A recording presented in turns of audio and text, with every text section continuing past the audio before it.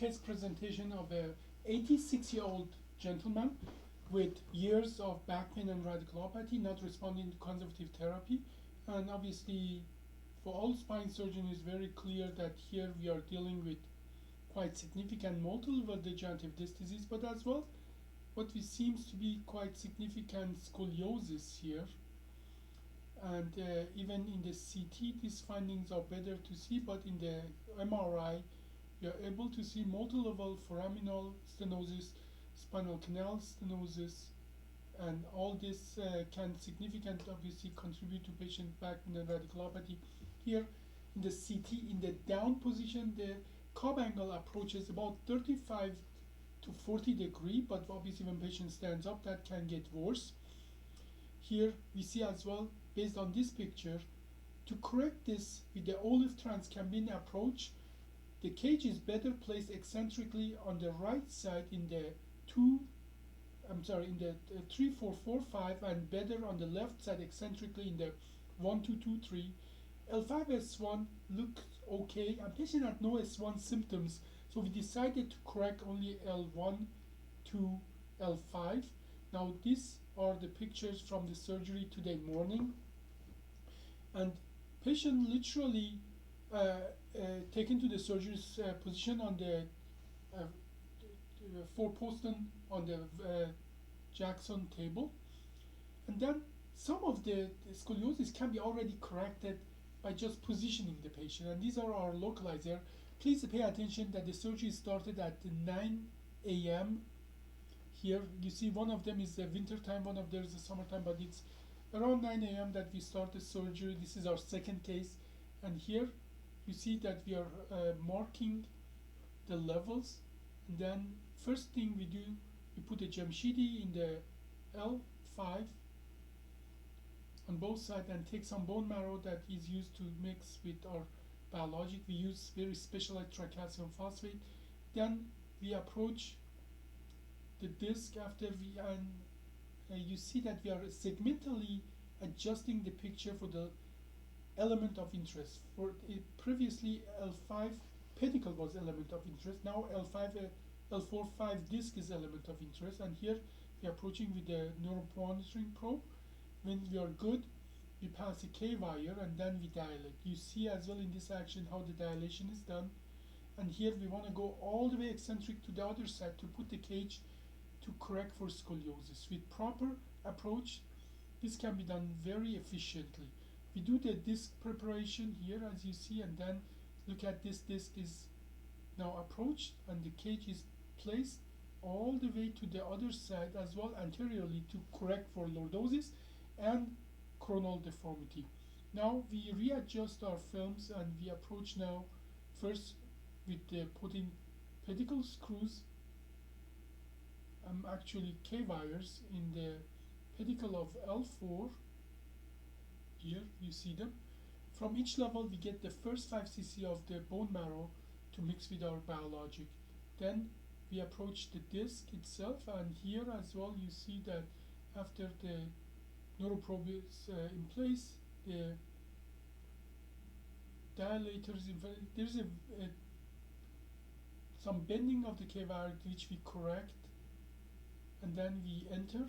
You see here how by entering we increase the interdiscal space, and here as well after preparation of the end plate we decide to put the cage all the way to the other side eccentrically to correct for scoliosis. Now here we are able to go now to the next disc, put the cages in.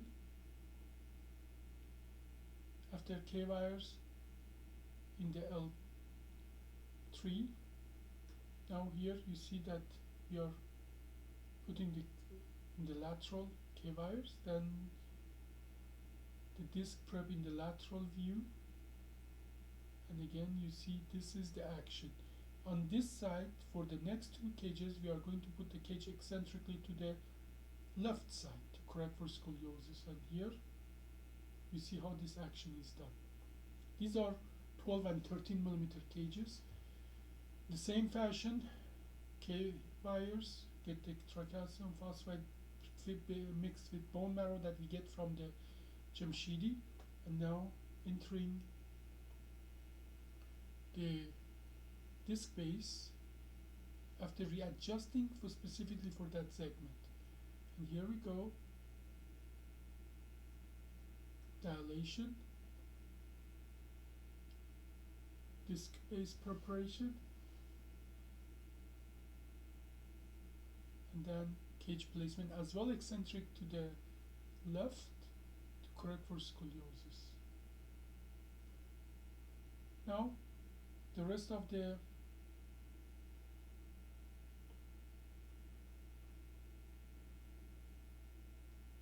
K-wires are placed, and then at this point actually the AP machine comes out. So rest of the films, you see the decorticator that refreshes the surface of the facet, and then the screws are placed.